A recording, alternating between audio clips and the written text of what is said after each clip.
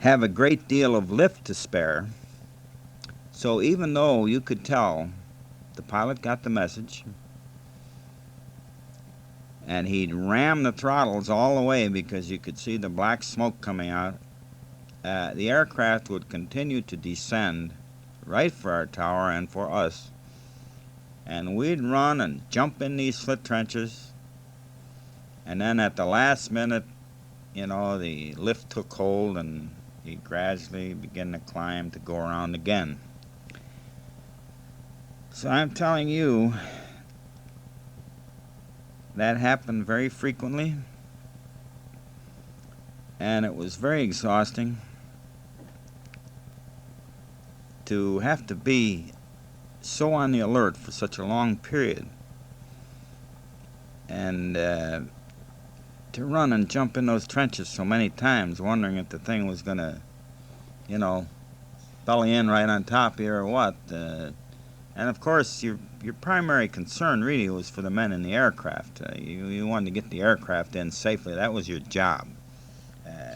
Your own welfare really didn't matter that much. It was getting those boys home, getting them in. Now,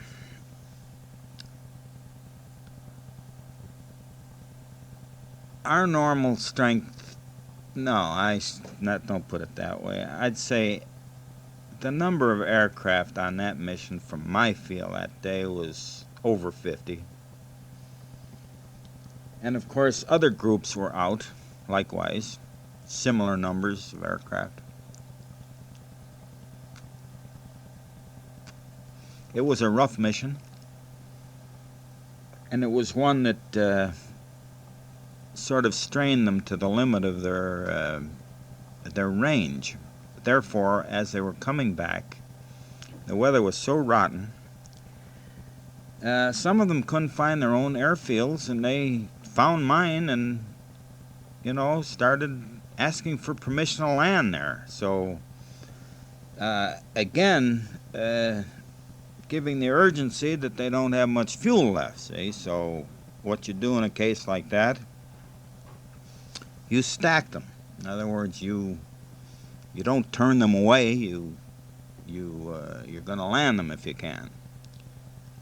So you keep your own aircraft. They're at a certain altitude, and you tell this other group to circle a field at an altitude above your own group, so many thousand feet clearance.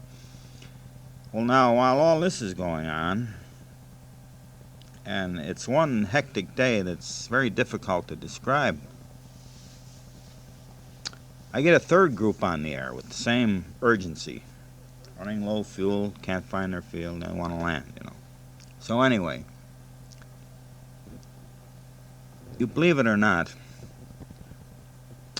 we got all those aircraft in. That is safely, down on the ground safely, and with the exception of two, there were two crashes, but they were minor. In other words, it was an excellent job, well done. And man, that ran into many, many hours of doing that, because you had, instead of the one group, we had three groups.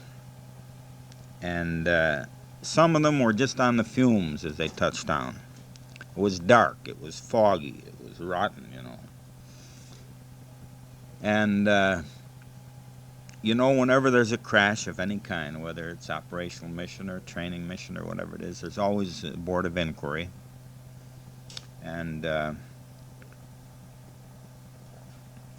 both of those crashes that did occur, it was ruled that they were pilot error, as most aircraft accidents are. I don't know if that's fair or not, but we did all we could to get them in safely. And you talk about, feeling like a limp rag after hours of that. Running into a slit trench, jumping in, jumping out, jumping in again, jumping out, shooting off flares, being on the alert for hours. Yeah, that was a Christmas day that I guess will always live with me. But as they say, there was another hand on the tiller besides mine. There must have been.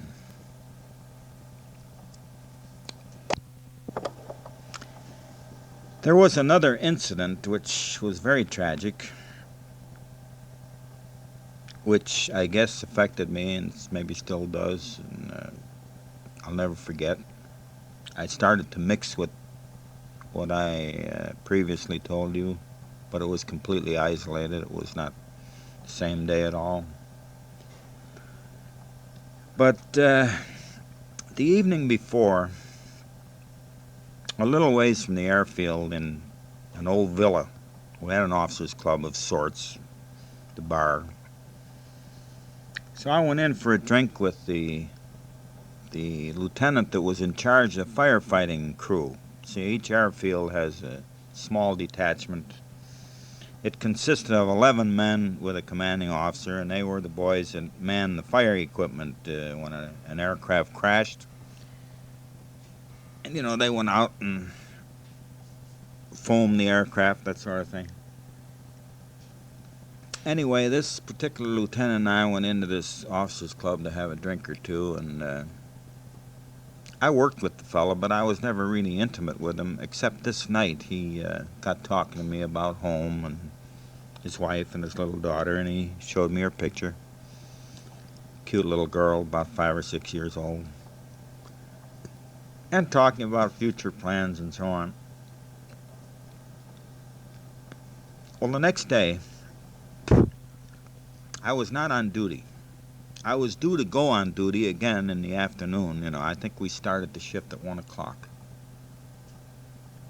Now, we had a standard rule of thumb that when you were off duty and some mishap occurred, some tragedy or something, you went out to the scene and you know, lent a hand if you could. If you didn't go out to get in the way, but you went out to see if there was anything you could do to help the situation. Well, it just so happened I was halfway through a shave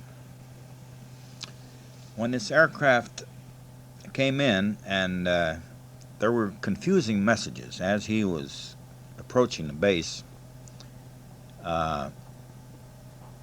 At one point, the tower understood that he had jettisoned his bombs in the channel, and at another point, no, they had a message apparently that he had his bomb load aboard, but the last message was that he had jettisoned them. Anyway, I don't know what the problem was there, but this fellow, the pilot, he must have been real anxious to get in. I don't know what was wrong. Maybe he had wounded boy. I don't remember the situation about that at all. But anyway, instead of making a nice rounded approach and, you know, with plenty of room to straighten up and come in and line up with the runway, he sort of made a hot rod sharp turn, you know, close to the beginning of the runway and come in, and he misjudged, and he hit the soft earth just in front of the runway. In other words, had he stayed airborne just another second or two, he'd have probably made it okay, but he's coming in real hot. And that particular aircraft had a fast landing speed normally anyway, but it appeared that he was even exceeding that. Now, I don't know the reason. There was some urgency there. But anyway, the airplane, as soon as those wheels hit that soft mud, it flipped on its back naturally, because it came to a sudden screeching halt, you know. And well, anyway, the thing caught fire, and immediately, of course, the fire crew speeds out there with their equipment. And always when there's a crash, your MPs go out with the MP officer because they rope off the area to keep intruders out and so on. And always your squadron and group operations officer, they're men. They're interested. They're vitally interested in their welfare. So they go out usually. A number of, you know, key people go out always to the scene of these things.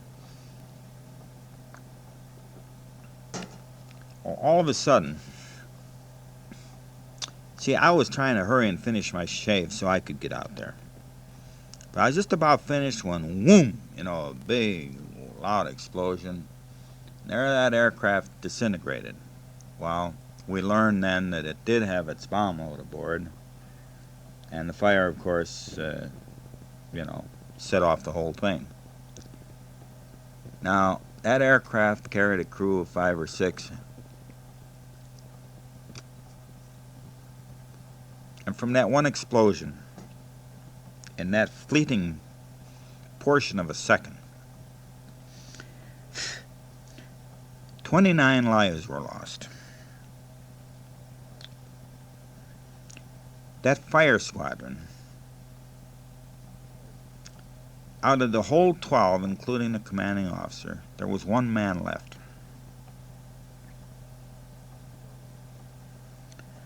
The people were literally blown apart. French workers came, picking up the human debris, making piles out of it for removal. Now, had I been out there, I would have been with them, no doubt. But I guess a shave saved me. But it was a real tragedy, and it hit me very hard because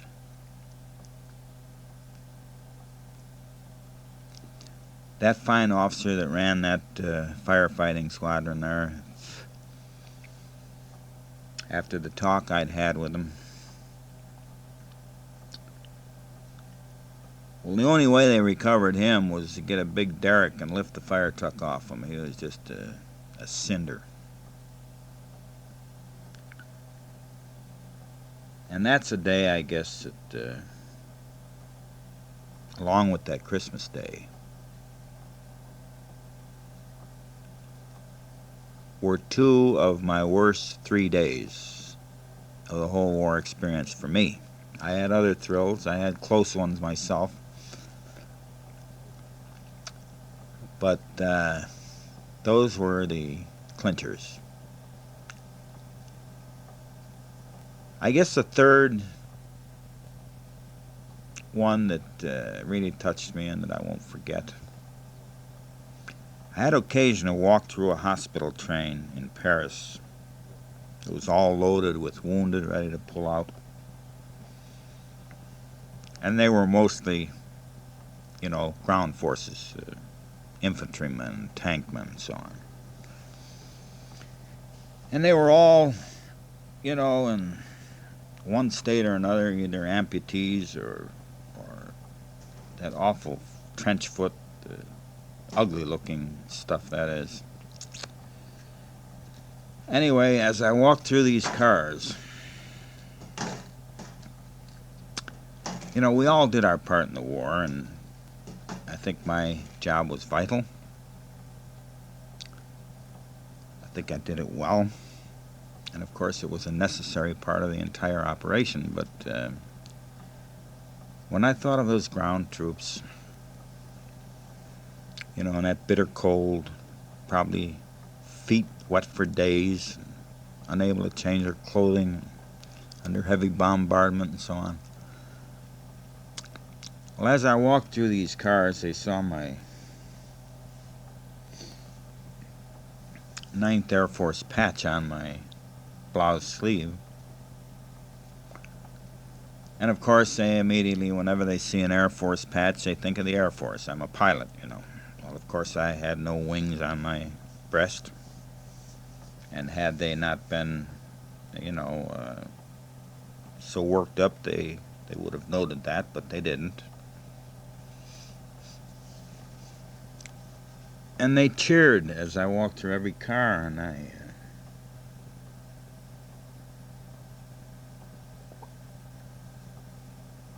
don't think I ever felt worse because I figured what they went through and what they suffered was far greater than any of my efforts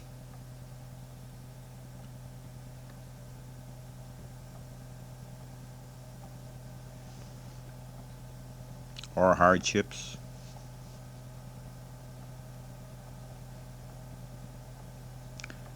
And yet I got to thinking later, well, without people like me,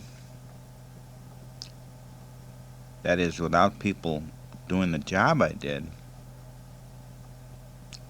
the aircraft, you know, the groups would not be organized well enough to take off and do their job, support the ground troops. So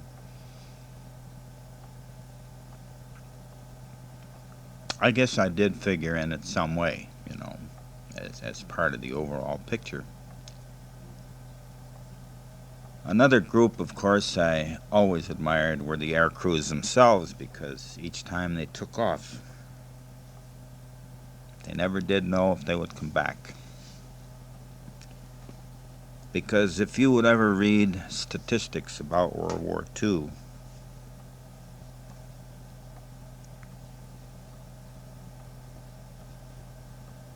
losses, of course, for all countries were very great. I cannot quote you specific figures, but I know many an aircraft did not return. And some I've seen when I've been on duty were so shot up that they disobeyed my instructions about which runway to use on landing, simply because their controls were shot away, and they just came in. Half the crew was either dead or wounded. Aircraft literally torn to shreds. And yet somehow they made it back to the base. They landed too fast, sometimes crashed at the end of the runway.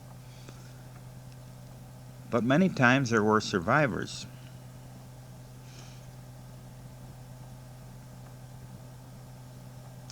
But you have to hand it to all segments of the armed forces, to the civilians of a country that's under siege and under bombardment. And I particularly admired the seamen that convoyed us across the ocean. They never knew when their ship would be torpedoed, especially, during the period where the U-boats packs were having such great success. And many of those seamen had been on ships, more than one, that was torpedoed, and they survived. And they went out again and again. Now that takes really a lot of courage.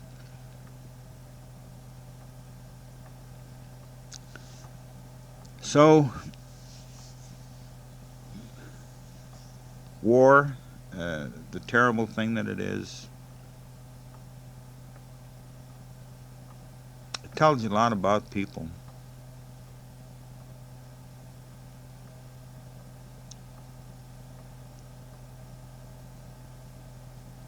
And it kindles admiration, many emotions, pity, shock, sadness, and elation. Runs the whole gamut. But those of us who have survived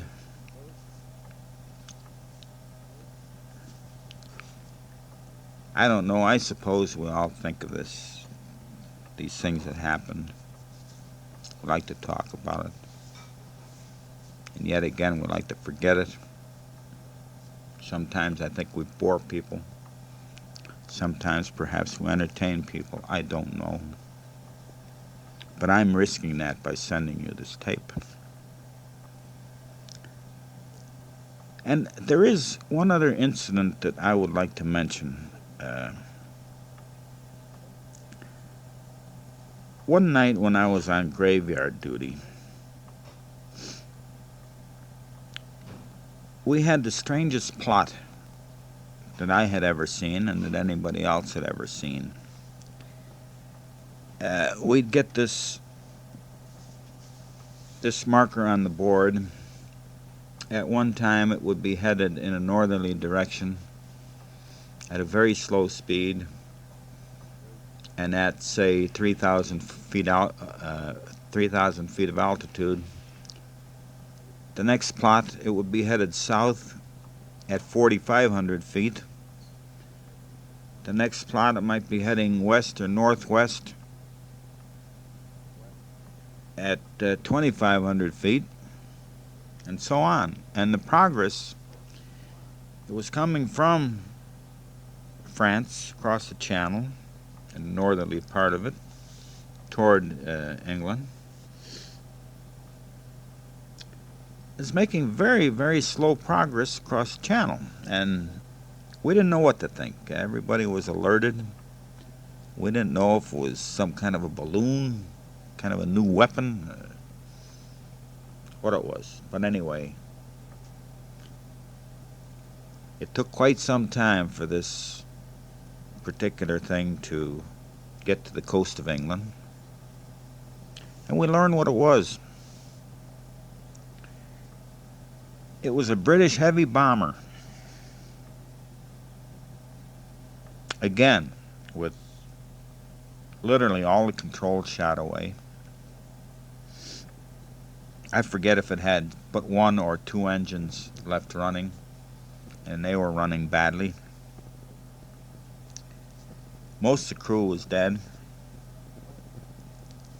and they were fighting all the way across to keep that ship under some kind of control and keep it in the air. And it was marvelous that they did make the British coast, and they did bring the aircraft down. And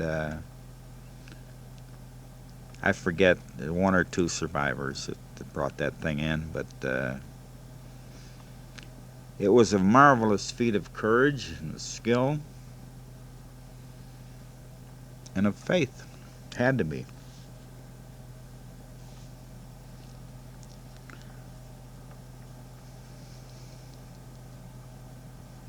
Well, anyway, Hank,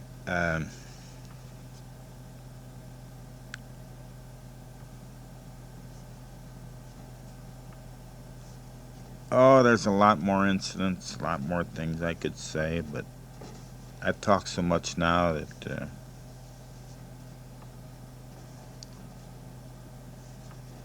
I don't want to bore you.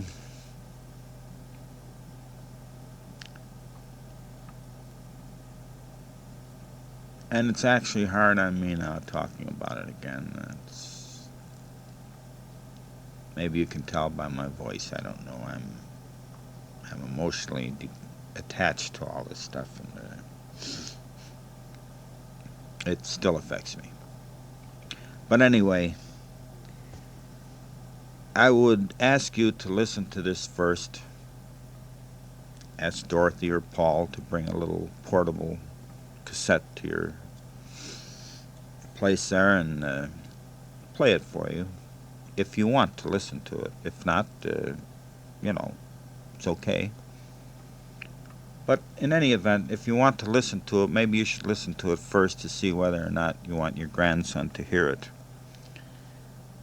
In the meantime,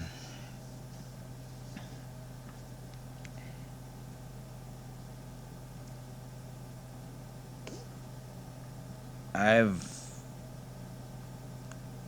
done this really as a service to you. If it's, if it's not right, just chuck the whole thing, you know what I mean? But I know you've always wanted to hear it. You always used to like to hear it, so here it is again. And I'm going to sign off now and hope for you and all your family all the very best. Good luck, Hank. Your little brother, Cliff. Well, Hank, I know I've signed off, and I've done considerable talking. In fact, I've been at this now for 12 hours steady. I started at approximately 10 o'clock this morning. It is now 10:25 p.m. I did not leave this couch for lunch. Loretta served me some soup in here while I was still working. That is for dinner. and I sort of recovered from some of my memories. And I thought, well, since I've made this much of an effort, there are a few other things that perhaps would help add to the story, and maybe some of them you might even get a little kick out of. So I'll proceed with just a little more, and hope then that this will serve some purpose, that you may enjoy it. That is my hope. So I'll tell you just a little bit more about aircraft crashes and buzz bombs, and a little about flying, and then after that it will simply be, like I say, various incidents or various happenings that maybe you'd like to know about, and in fact you might even get a little chuckle out of some of them. So here we go. You know, I was talking about aircraft coming back crippled. Well, one day I received a call from one of the British bases. It was right on the coast. In other words, right adjacent to the water. And as I mentioned before, those fields were always used for emergency, because if an aircraft could make it at all across the channel, that's where they landed, or tried to land anyway. So this one day I get a frantic call from the operations officer at this particular British field to tell me that they had one of our aircraft circling the field. I guess all his hydraulics were shot out. He couldn't get his wheels down, etc. And they were trying all kinds of instructions from the ground, and nothing would work. So because of this type of situation, all the administrative people on this field, I guess it was a large one, and they had quite a large administrative force, including WAFs, that's the Women's Air Force, and so on, secretaries, etc., that it was a sort of an interesting thing to watch. So everybody, stopped working, came out of the buildings, and was watching. I should say were watching, because they were all anxious to see what the outcome of this particular situation would be. Well, anyway, it wound up that the aircraft had to land because it was running out of fuel, so he came in real hot. I don't believe he could have throttled it back any. Anyway, he came in so fast that he went right through all of their administration buildings, but miraculously, there was nobody in the buildings because they were all outside watching. Everybody was able to get out of the way, and believe it or not, the crew survived. So that it was a harrowing incident, but it had a very happy ending. Of course, we did a lot of damage to the installations at the airfield and to the aircraft itself, but I think it was a remarkable thing that those people with their curiosity were all out of those buildings, and that the crew itself survived. So sometimes these things, they're not just too bad.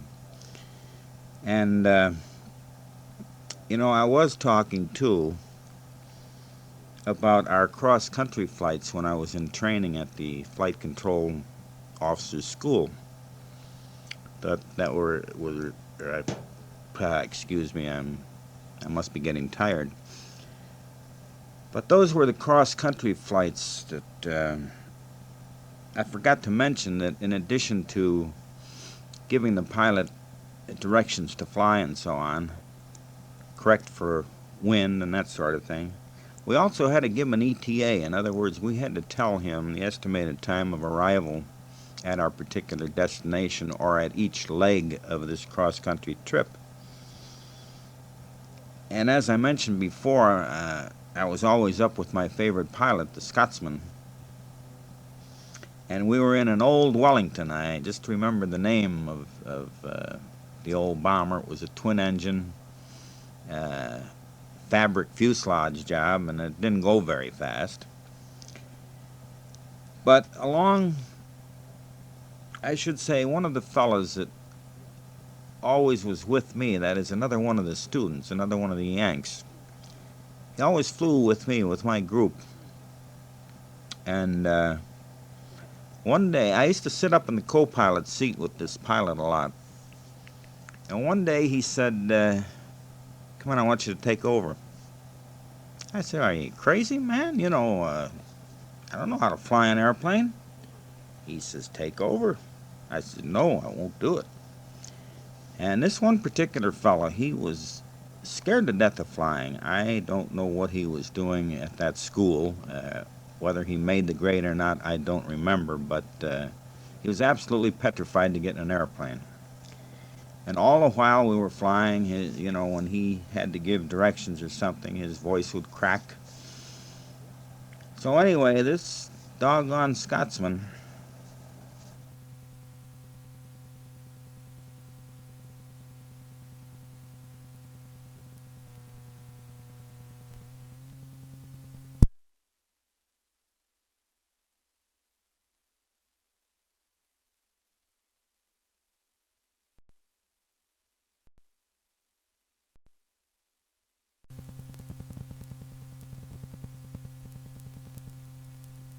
buddy, you're taking over whether you like it or not. With that, he got up, walked to the rear of the aircraft, and I had no choice but to grab the controls.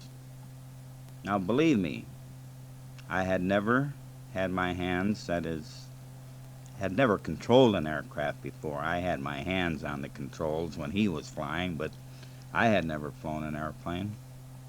And believe it or not, I flew that thing for a while without, you know, getting us into a great deal of trouble. And he eventually came back, you know, after a few minutes. I wasn't at the helm very long, but like I say, didn't get us into trouble. But boy, I could hear this fellow that was so scared really complaining that I would do a thing like that. In fact, when we got on the ground, boy, he really let me have it with both barrels. Said that what was I trying to do, kill them all and all this sort of thing. But really, I got quite a boot out of it, and so did the Scotchman. He was laughing his head off. He said, buddy, I told you were going to fly this thing, and you did, didn't you? And of course, with that, I told him no more of that. Anyway, that was a pleasant experience for me because, well, you know, something different, something new, and a kind of a thrill. Now, I was talking earlier about the Germans' V2 bombs, those little flying airplanes. And then I mentioned the other one, the V1, which was quite different. It was like a rocket. We had no warning or defense against them. Well, I'd like to tell you a little about the V2s, how we, you know, tried to defend against them. And, well, at first, we would send fighter aircraft out over the channel to intercept them. Incidentally, they went at a very high rate of speed, faster than, that is in straight line flight, faster than many of our aircraft could go, even our fighters. So anyway, we would send groups of fighters out over the channel to intercept them over the water, and if possible to shoot them down where they do no harm. So because they flew faster, what these pilots would have to do, they'd have to get at an altitude above them. And of course, they would be vectored toward them from the ground vectoring station. And then when they got them in their visual sights, they would let the ground station know, and then they'd go after it. Well, what they'd do, they'd go into a power dive to gather speed. to catch the thing. They'd come at it from above, and they'd shoot at it with their machine guns or their aircraft cannon, whichever the case may be. But we found that we were losing our own aircraft doing that, because if they hit the payload, the thing would explode and take our own aircraft with it. So then they found that if they could make this dive very close to it, sometimes the air turbulence would upset the gyro in this V2 and send it plummeting down into the channel. That didn't always work, however. So then somebody came up with the brilliant idea of flying alongside the thing, and of course, again, I believe they had to go into a power dive to catch it and then get alongside of it. They would get their wing under the wing of this buzz bomb and tip their wing, and then that too would upset the gyro. They were controlled by a gyro. And again, if successful, it would go out of control and plummeting down into the channel. And of course, all the anti-aircraft batteries used to shoot at them and knock some of them down that way. So on some of these night duties when we were in England, when I was on graveyard and there was, nothing much going on, I used to get the signals officer in there to change the frequency of the radio from our bomber command channel to the fighter command. And we could listen to these pilots, and it was quite interesting because, as you know, many of the fighter pilots especially, well, a lot of the pilots, but in particular I think fighter pilots, some of them were very young. In fact, some of them still sort of hadn't developed their mannish voice yet. Some of them were a little bit squeaky yet. But anyway, he would tune in on their frequency, and we could hear these fellas. They'd be saying, "I see the SB," and and then when you could actually hear the machine gun blurps going, And then some voice would yell out, "I got the SB," and we used to listen like that for hours sometimes, and it was quite interesting. And we could tell whether they were having success or not, and it was rather interesting and amusing. Then, as you know, we believed in daylight bombing. The British were advocates of nighttime bombing. So, of course, we each did our own, and that's how, of course, we were able to bomb around the clock. Now, the British heavy bombers, they were very large and cumbersome looking compared to, for example, our B-17. Our B-17 was a rather sleek looking bomber. But nevertheless, they did a fine job, and their aircraft were good, and they could carry a considerable load, and they did a fine job. So one night at my particular airfield, a group of the British heavies were diverted to my field. And of course, I was not on duty, but I went out to help. And what I did, I went out and tried to marshal them into the parking areas with the two lights, you hold in your hand, and circle them to bring them forward, or circle one to tell them you want them to turn left a little bit or right, and so on. Anyway, also in contrast to our bombers, and unknown to me at the time, they stood very high off the ground. While I was marshaling this one aircraft, great big doggone black thing with those 4 tremendous props and engines coming at me, and I'd signal a guy forward, and he'd rev up those engines and come at me, and I'd turn around and run like the devil, because I thought the guy was going to run me over. I'd get chopped up with the props, And each time I'd do that, that son of a gun would do that to me. He'd rev it up, and come at me, and I'd run like a son of a bee. Well, I didn't know if the guy was crazy or what the situation was. But anyway, After they were all landed and we all got into the officers' mess, well, when I walked in, the whole place just cracked up. They all laughing their heads off. Well, then I learned that this guy was playing with me, and that had he even, caught up with me with the aircraft, the props could never have touched me because they were that high off the ground. But anyway, it was a good joke for them, and I joined in the laughter, although at the time it was happening, I was a little apprehensive, believe me. But like I say, I like the British. I had a lot of good times with them.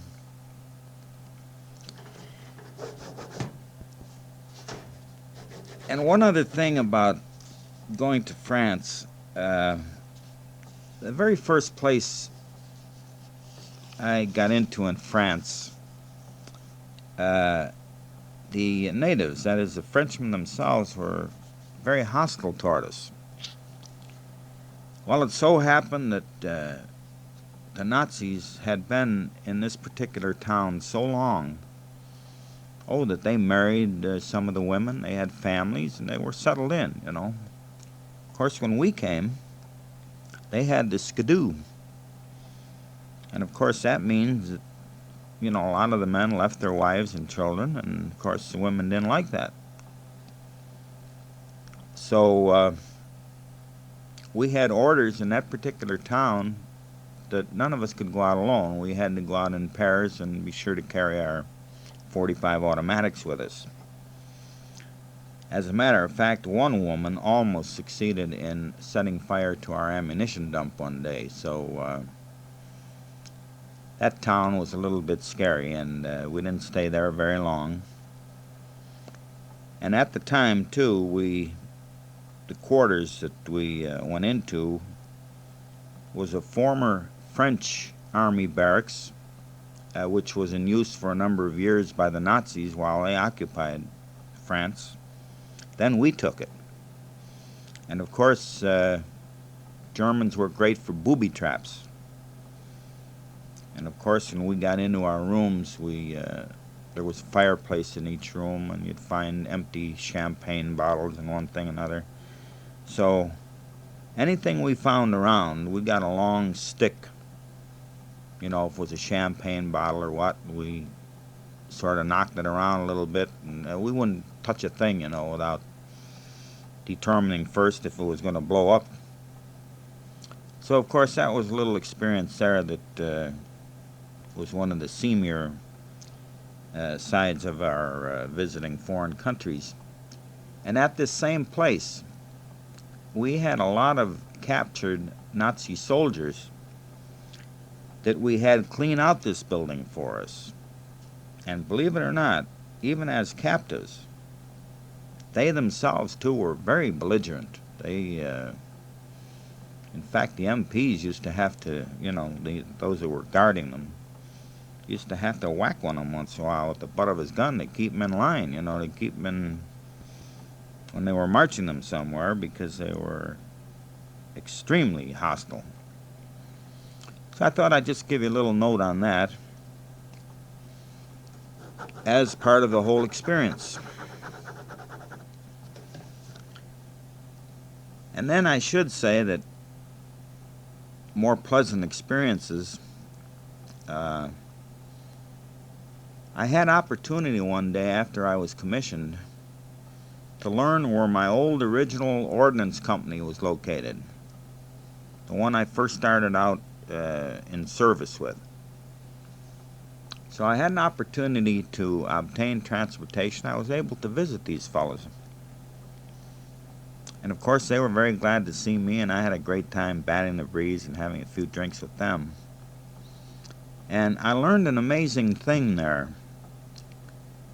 This tech sergeant that wound up to be my first sergeant, as I told you in the beginning of this narration, the fellow that was hard as nails, he was no longer around, and I asked what happened to him, and they told me that he had committed suicide. And nobody could give a reason. And I often wondered, like I say, that guy was hard as nails. He knew ordnance backwards and forwards. He was a real soldier. And I often wonder if maybe he saw all us young punks progressing and, becoming commissioned. I don't know. But anyway, it was good to see those fellas.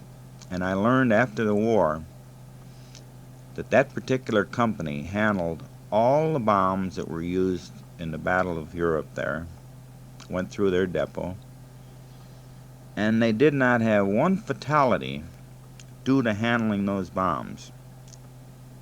They did have a couple fellas have part of their hand blown off, but it was sort of their own fault. They found a German bomb fuse, and they were taking it apart, experimenting with it, and when the thing blew up.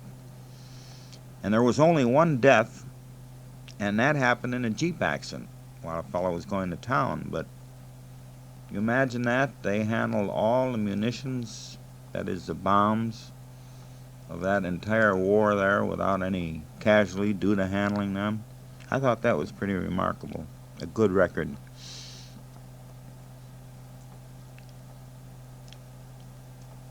And then I should tell you, I was speaking about the Scotch pilot that I like so well.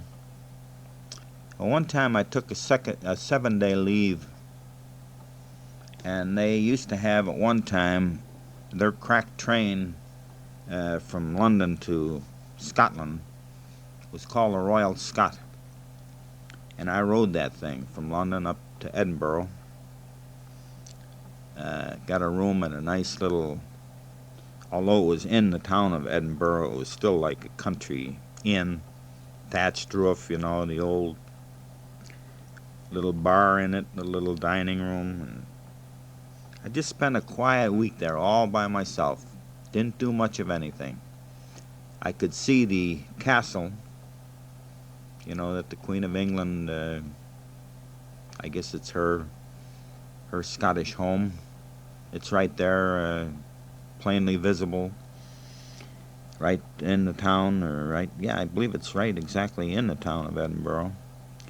But I did not tour it because I'm not too much on that sort of thing. But it was nice to see. But I did enjoy my stay in Edinburgh. It was really, you might say, a trip for a rest away from, my duties and seeing a little different part of the world.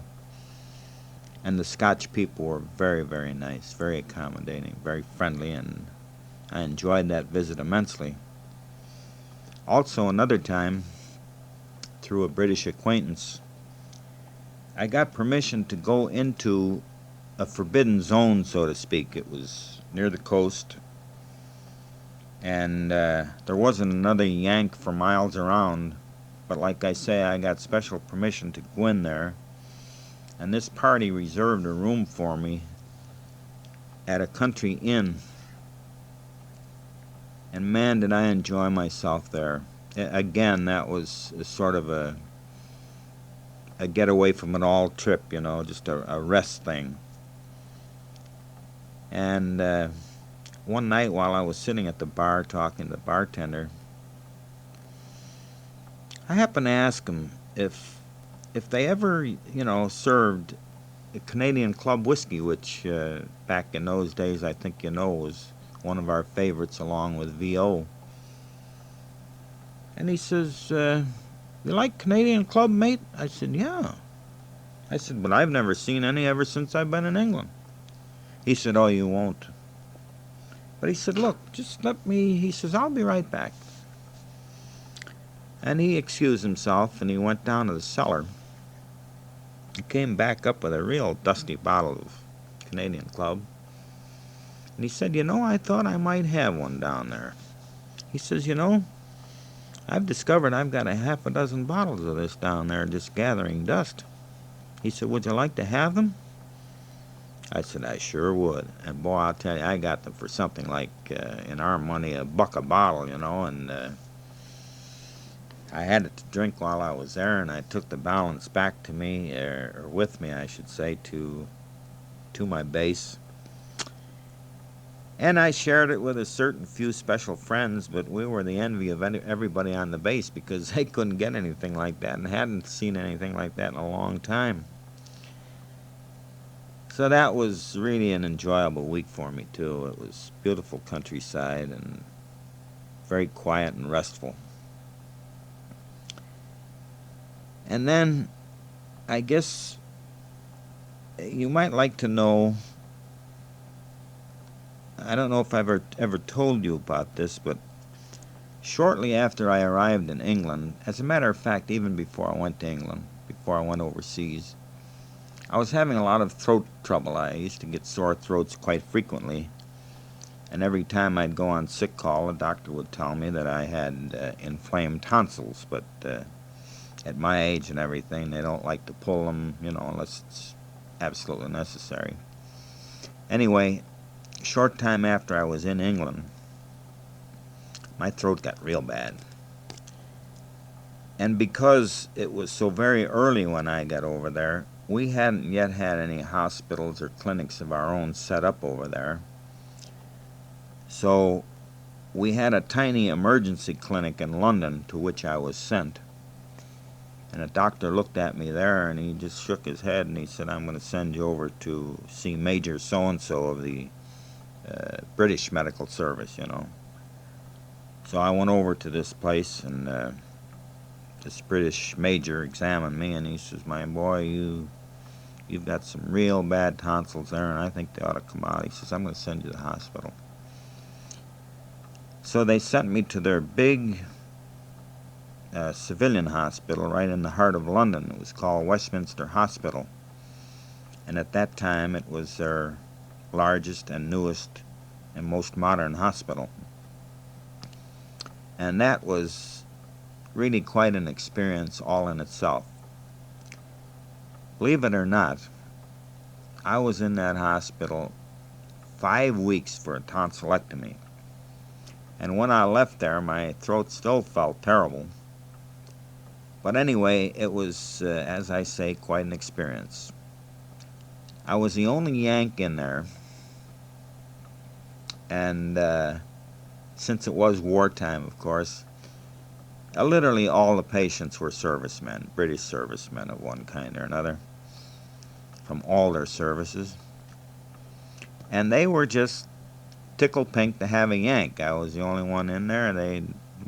None of them had talked to a Yank before, and man, did I get service. British always serve tea certain times of the day. They serve it in the morning and they serve it in the afternoon. And believe me, some of these other patients that were ambulatory, they almost used to fight to serve me tea. And of course, the British uniform, compared to ours, while it was a battle dress type uniform. Maybe you've seen it in some movies you've watched. And it was made out of very coarse homespun material. I believe it was wool. Anyway, our uniforms, by comparison, I think they were a gabardine almost. They were a wool, but they were real smooth like gabardine.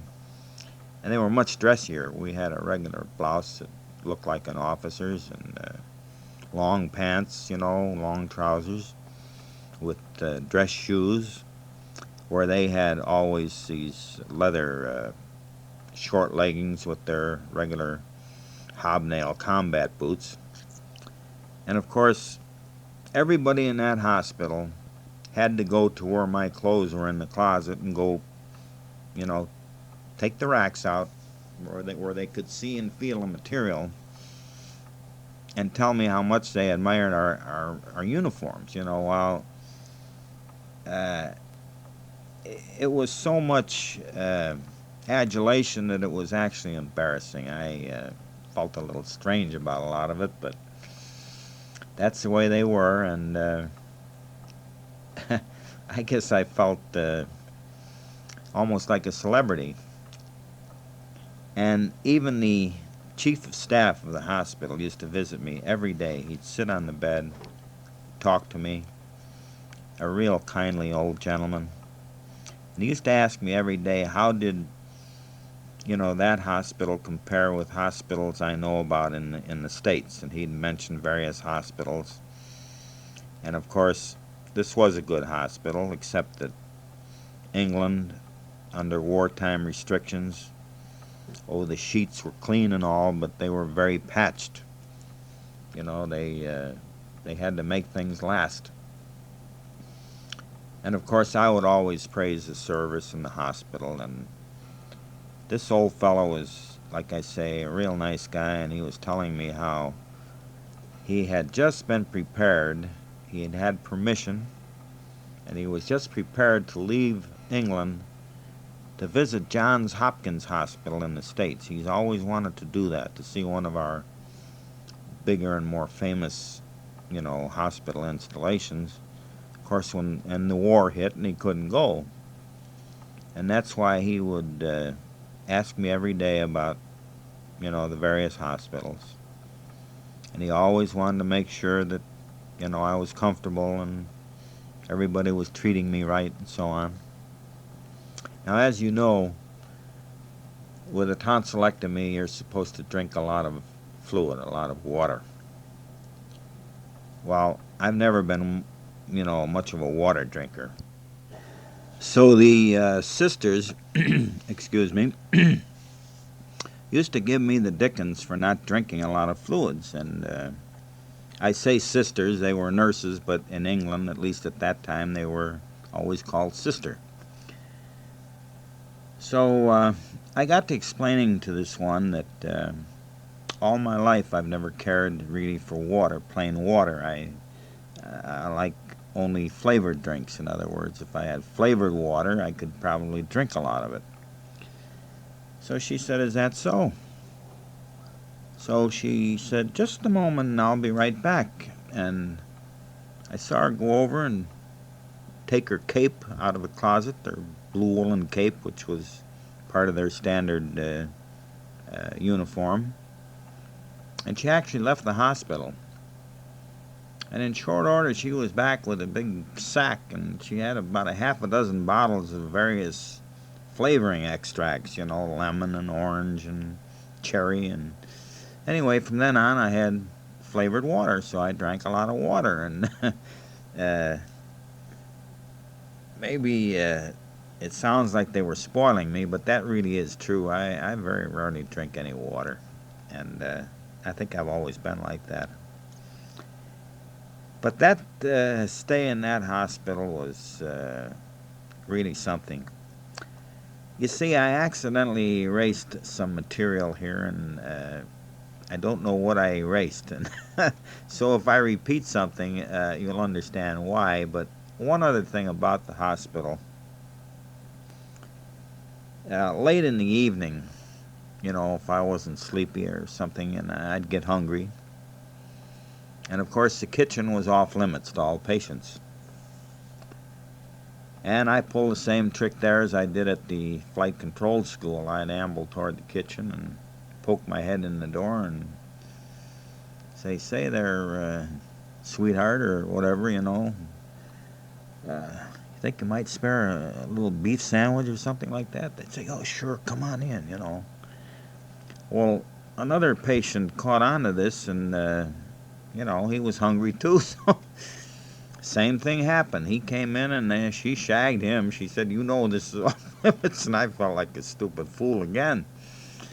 But like I say, they liked the Yanks, and they gave us the royal treatment, at least at that time. Anyway, these are just little asides that have come to my mind, and thought you might like to hear about. The colonel in ordnance, before I left and went to the flight control school, they were getting, of course, all the time, we were getting new personnel overseas, including some high-ranking officers. Some had been called back into service from civilian life, or they were in the reserve or something, and or retired or some such thing, and they hadn't been around weapons for some time, so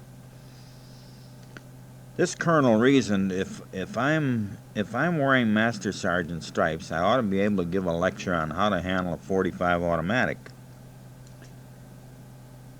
So he called me in and told me that he had me scheduled to give a lecture on the proper use and handling of a .45 automatic to a group of new officers that arrived in the United Kingdom. So, of course, as I mentioned earlier, I know the first thing about guns, although very early I had taken a .45 apart a couple times, but that was long forgotten. So I just stared him right in the eye and said, "Yes, sir, Colonel, I'll be there." And all the time I'm thinking, ye gods, what am I going to do? So anyway, I got a hold of a manual on a .45 automatic, boned up on it. I appeared for the lecture, and of course my beloved colonel was sitting way back in the back row, observing and listening, Well, of course, I'm sure to a learned man like himself that had been in ordnance for many years, my talk sounded probably like a textbook, because that's what I did. I studied the heck out of that book. And this audience was nothing but officers, many of them high-ranking. There were even a couple of generals and then there were colonels and so on.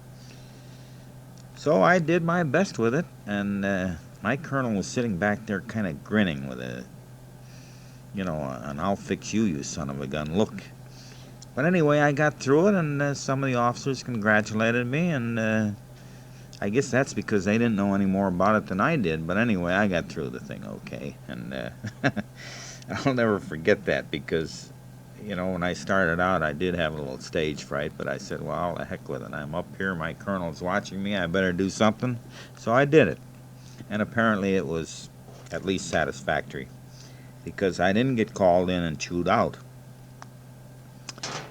Another occasion, I guess I've been pretty much of a clothes horse all my life, and it was no different in England. In fact, I used to go to Bond Street, where the nobility, the exile, a lot of exile nobility lived in London. The wealthy used to go there for their tailor-made clothing. So I was right there with them. And I had some really natty uniforms made. And in fact, one time I was in a place being measured for shirts, and there was an elderly gentleman right close to me with another tailor measuring him. And of course, in these places, the tailors wear morning coats, the tails with the pinstripe trousers, and like it's a formal affair. And every time he put a tape to this man,